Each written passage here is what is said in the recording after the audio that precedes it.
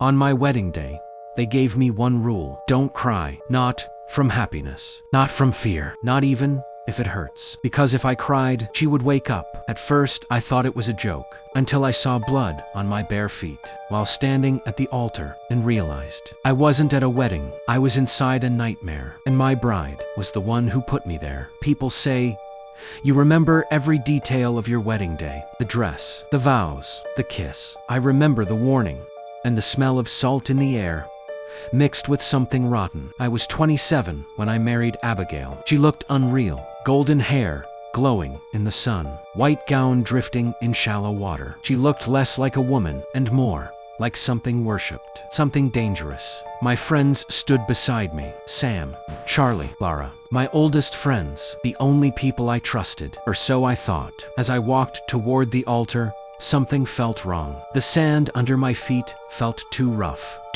I looked down. My glass slippers were gone. My feet were dirty, toenails caked in mud, blood running between my toes. I blinked. The shoes were back, perfect, sparkling, like nothing happened. I should have run, but Abigail smiled, and when she smiled, I forgot everything. The priest began the vows. Do you take Abigail? My voice answered before my mind could. I do. Then a scream split the air. Millie. Everything froze. Sirens exploded around me, flashing red and blue lights, figures in black storming the beach, and a woman stumbling toward me crying. She grabbed my face. Millie, I'm your mother. Mother. I hadn't seen her in years. Or had I? My memories twisted. She shook me violently. That girl kidnapped you. I backed away. No. Then she slapped me, and reality cracked open. The ocean vanished. Flowers rotted. Sunlight died. And I was standing in an abandoned warehouse. Rust, concrete, chains around my wrists. My dress was torn fabric stapled into my skin.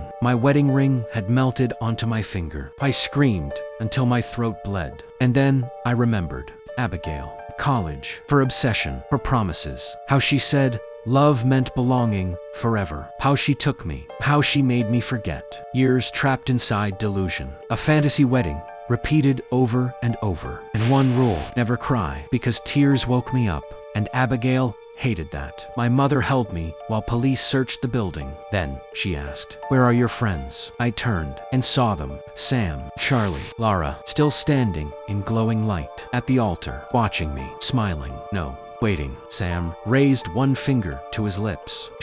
Then all three walked into darkness and disappeared.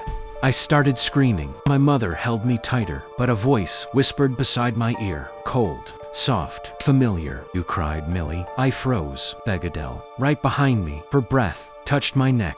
Now, we begin again. Darkness swallowed everything. Police reports said I was rescued alone. No sign of Abigail. No friends. No evidence of a ceremony. Only chains, blood, and one bridal veil folded neatly in the center of the warehouse. But in the crime scene photos, there were 5 figures at the altar. Not 1, 5. And every year since, on the anniversary of that rescue, I wake up with sand on my feet, salt water on my skin, and a whisper in the dark: repeat your vows. Last night, I looked in the mirror, and Abigail was standing behind me, smiling, wearing my wedding ring. Some kidnappings don't end. They become marriages.